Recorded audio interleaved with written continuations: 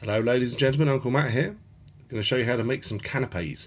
These beauties.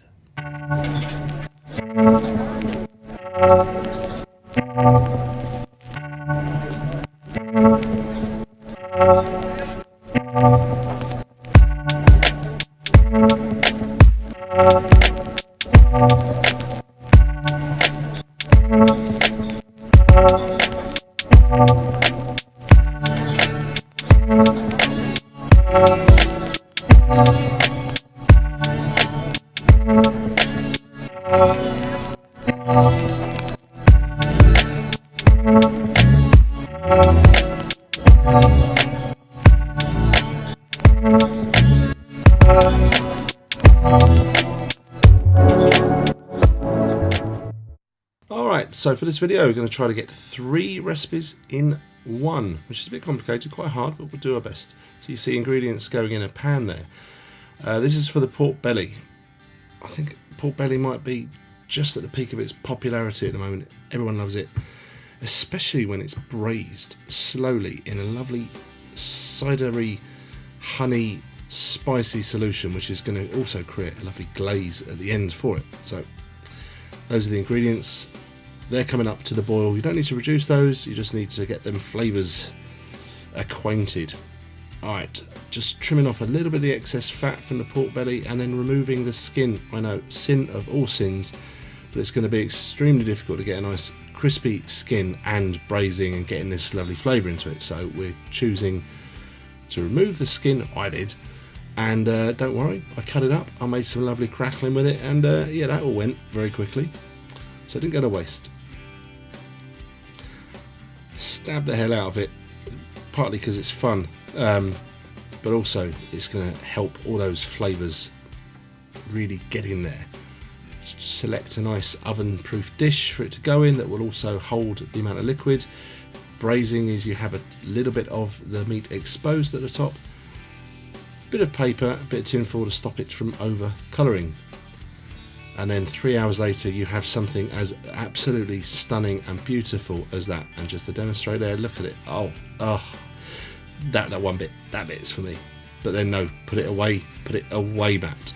Alright, let it cool down first a bit, and in the fridge, covered plate and a tin of anything of your choice, but that will help firm it down, press it up so it's easier to work with later.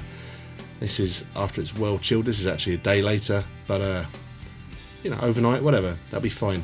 6 hours even, just get it nice and cold and set. Do not throw away that liquid. If you do, we cannot be friends.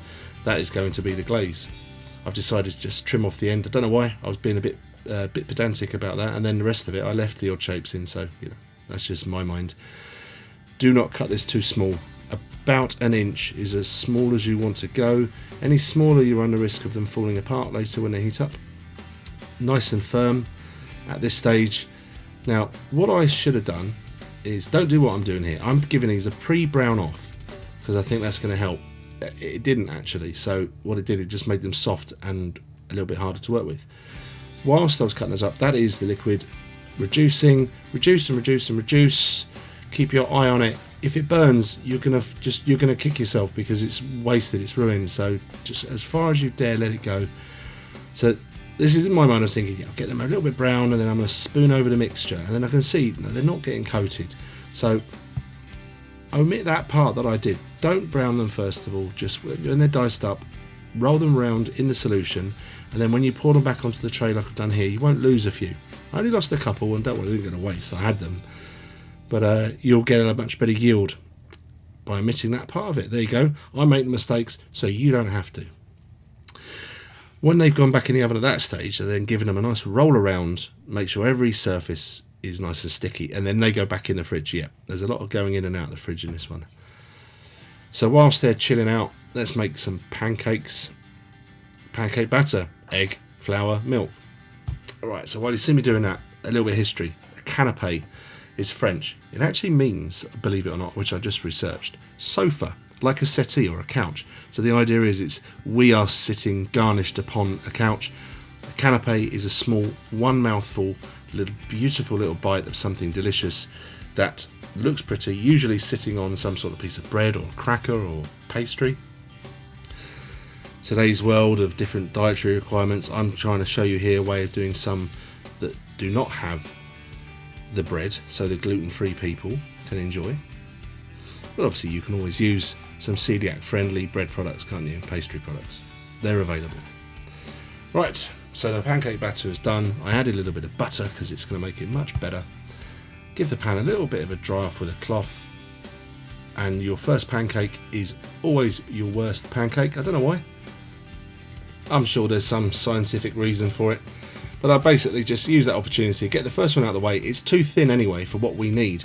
We're going to need a slightly thicker, robust pancakes to hold the filling, which is going to be some lovely smoked salmon. But that doesn't have to go to waste, does it? A little bit of maple syrup or some lemon and sugar, gorgeous. And when I'm doing my pancakes, I just have a plate to the side, this occasion on the other side of the kitchen, because I'll show you with my my mobile phone cam. But don't worry about putting any bits of paper in between them, just stack them up and they'll be absolutely fine. So this is the good one. Here we go. Right, a little bit of olive oil, sorry, vegetable oil that was actually, and a slightly larger amount of the batter, and you can tell that's what we're looking for when we roll it around our pan.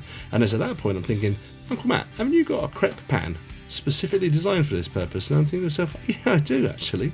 Anyway, a bit late for that now.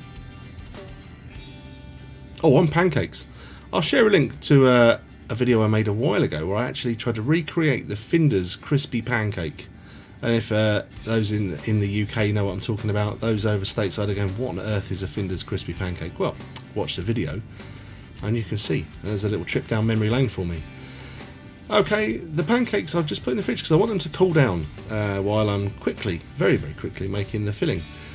Smoked salmon and dill, they just work, so do that. But the creme fraiche you could always replace with, say, some cream cheese. You'll have a slightly firmer and easier to work with and easier to cut and portion later on pancake if you use cream cheese. But I just really fancied the creme fraiche.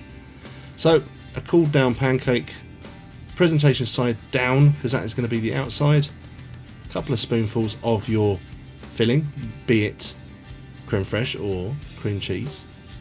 A nice season, salt and pepper, and then little slices here and there of smoked salmon. Don't worry about big pieces in there. We're going to cut this up later on, so small pieces actually aid that. And this, you may be thinking, well, Uncle Matt, things are going so well for you now. You've got adverts on your channel. Well, not exactly, not yet. But that is not an expensive caviar. That is a cheap Onuga caviar, which was just a few quid. Salmon roe would be nice. In fact, that's what I wanted, but they didn't have any. So don't go running to the shops and spending hundreds of pounds on Sevruga or Beluga or Ossietois caviar. No. Do not do that. Bit of cling film. Roll it up, and I'm going to do that twice. So I'm going to squeeze the ends nice and tight, alternate either side, so we're creating a seal. And then I think one more bit of cling film. I made 3 of those with this recipe, and they're in the fridge. So your pork belly's in the fridge, the salmon pancakes are in the fridge, and I'm going to prep the mushrooms. And of course, you might just do one of these. This is just some options for you, right? So I thought, well, let's do a nice celiac friendly one, although I'm going to top it with some breadcrumbs. But you can always, you gluten-free people out there, you can always buy some gluten-free bread, can't you? So those chestnut mushrooms, a bit of olive oil, salt and pepper, they went in a nice hot oven to cook 10 minutes, 15 minutes or so, no more. Right, the topping.